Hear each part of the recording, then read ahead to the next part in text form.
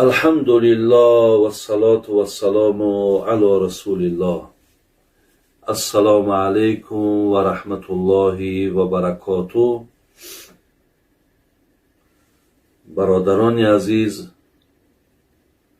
پدران عزیز، خواهران و مادران مهربان، از خدای بسیار مهربان دعاگوی او هستم که الله ذوالجلال محبت و میل و خواهش ما و شما را به سوی بندگیش زیاد گرداند و ما را پایبند اطاعت و عبادتش نگه دارد. خدای مهربان تمام مهاجرهای ما را، تمام خواهران و مادران و برادرانی که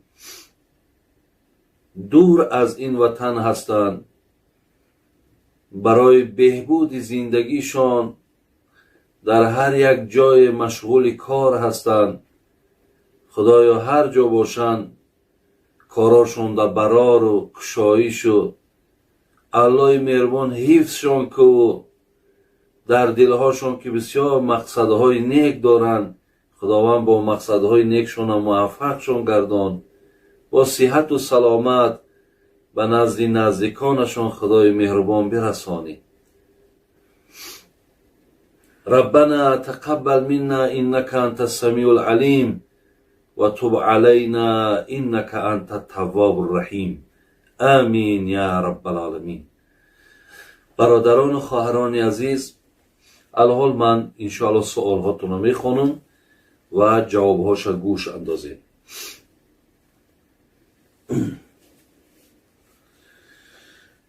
بعضا زنها میگن موی سرشون رو بریده میفروشن، این گناه هست یا نه؟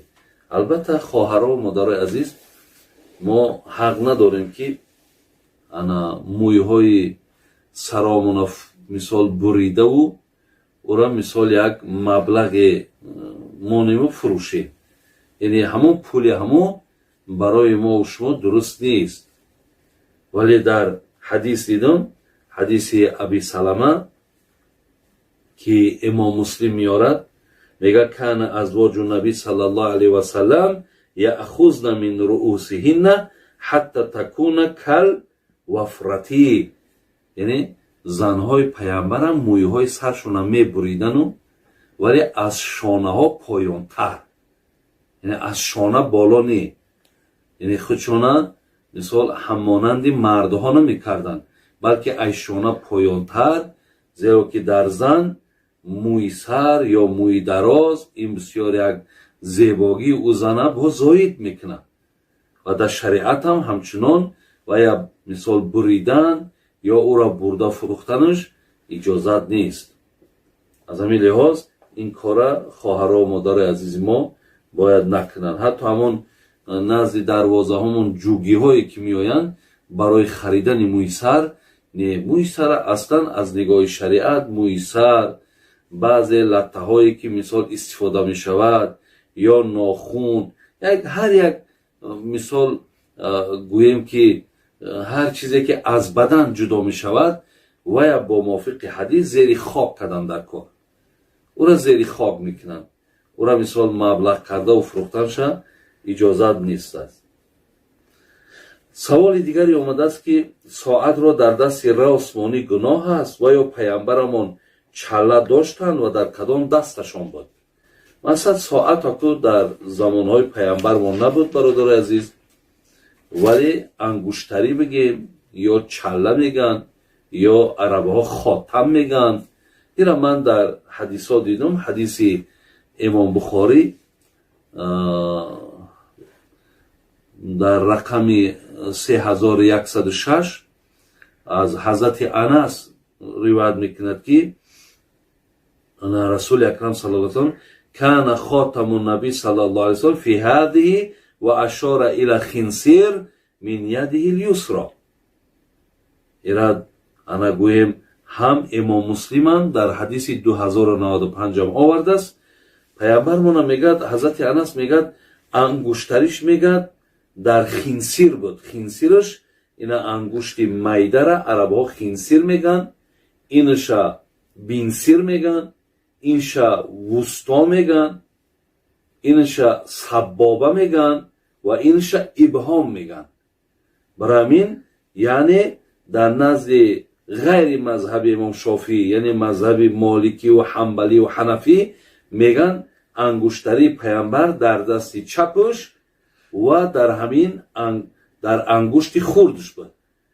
имом шофиӣ ҳам ки ҳадис дорем бо дар ин бобам ки паямбар ангуштариш дар ҳамин ангушти хурдӣ буд, лекин дар дасти росташ буд. онҳо мақсад ба дасти рост рафтанд. ин се мазҳаби дигар ба дасти чап ва дар ҳамин ангуштари хурд. яъне гӯем дар маҷмӯъ иҷозат аст назди уламо ки дар яке хинсир ё ки дар бинсир агар аз ҳама ангуштарӣ истифода кунанд, ангуштари нуқра, тилоне нуқра агар иҷозат шавад, иҷозат аст, иҷозат.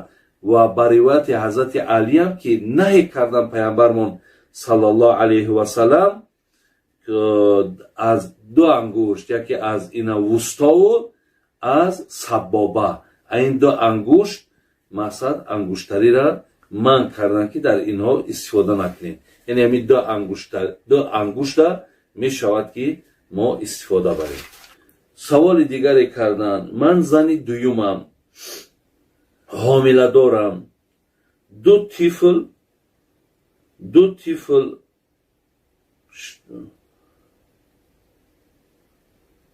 зани дуюм ҳастам ва ду тифл дорам. шавҳарам намехоҳад ки ба дунё биёрам.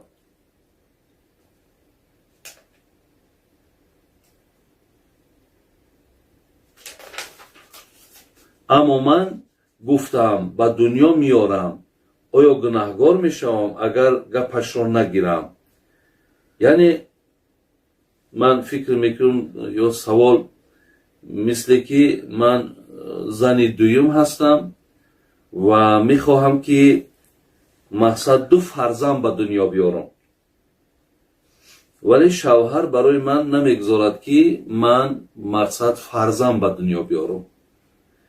ё шояд ки мисол ду фарзанд дорему боз мехоҳам ки фарзанд ба дунё биёрам, ё ин ки якта дорему мехоҳем бо яктаи дигар шавад, вале мисол падараш намехоҳад. ҳаминҷа мақсад вақте ки ман хоҳишум бошад гунаҳгор мешам. албатта хоҳарои азиз, дар масъалаи овардани фарзанд ин як неъмати бузурге ҳаст ва ҳар гоҳе ки фарзанд меоред, вақте фарзанди аввала таваллуд кардин, байни ҳаминҳо агар фосила бошад, фосила мақсад аз 24 моҳ то 33 моҳ, чӣ гуна қуръон мегӯяд сураи аҳқоф ояти 15 ва ҳамлуҳу ва фисалуҳу 30 шаҳран, худои меҳрубон мегӯяд ки мақсад ҳамон ана бинем ки бардоштани тифл ва ҳамчунон ҷудо шудани фарзанд 30 моҳ, ё ин ки агар масъалаи собит шудани разоъ, яъне фарзанди разоӣ, вақте аз як зани дигар шир мехӯрад, як фарзанди бигем бегона ки барои фарзанди разоӣ мешавад, 2.5 сол аст. 2.5 сол ҳаст. яъне бояд мақсад вақте фарзанди якум ки таваллуд шуд, то 2.5 соли ки баъд фарзанд мақсад бояд шир хӯрад, дуюм фарзанд ба дунё наояд, ин беҳтарай. ира мисле ки дар ана бигем ғайла меган. ғайла паямбар дар ҳадис овардааст ки ана вала тақтулу авлодакум сирран, шумо фарзандора ба қатл нарасонед пинҳонӣ. пинҳониш ҳамин аст ки дар ҳамин давоми оли 2.5 сол фарзанди якум шир нохӯрда, фарзанди дуюм вақте ки ба дунё меояд, аллакай ҳисоб кунед ки фарзанди якум 2.5 сол шир мехӯрд, вай аллакай дар ӯ از حساب شیر مادر تقویت پیدا میشید و شیر مادر به فرزند بنیهایت نفعهای و فایده‌های خیلی زیادی دارد. وقتی این فرزند که در قد همون مادر که پیدا شد، الکی این شیر مادر دیگر گوییم که از بین می رود و این فرزند اول دیگر شیر با پرگی خورده نمیتواند. خلاص در بین همینو فاصله باشد تا 33 ماه این بهتر است. یعنی 9 ماه شکم حساب میخورند و 2 سالی که باید که فرزند شیر خورد.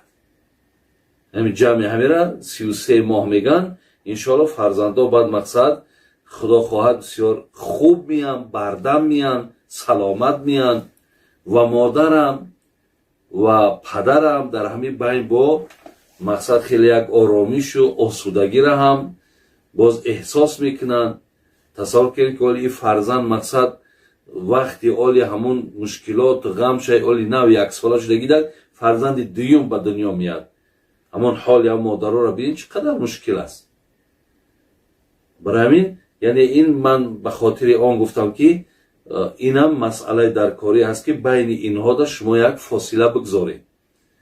ولی مسئله به دنیا آوردن فرزند باید مصلحت همه طرف زن همه طرف شوهر هر دو راضی باشن و بعدا مقصد این فرزند باید که به دنیا بیاید.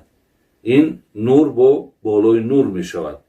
از همین لحاظ بسیاری وقتا من در همین مسئله بیان میکردم که مسئله می 2 زنگی یا 3 زنگی بینه که نمتری بعضی مشکلات ها داره.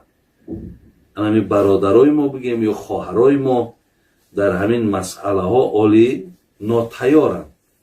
زنم میگیرد زن دیوم میگیرد باز همون شرطاش که مقصد فرزند نمیکنی. مده فرزندی تو در کار نیست. مثلا من زن اولم فرزند دارم، حالا که این زنم حق دارد که این زن ای زن اول هیچ فرقی نداره.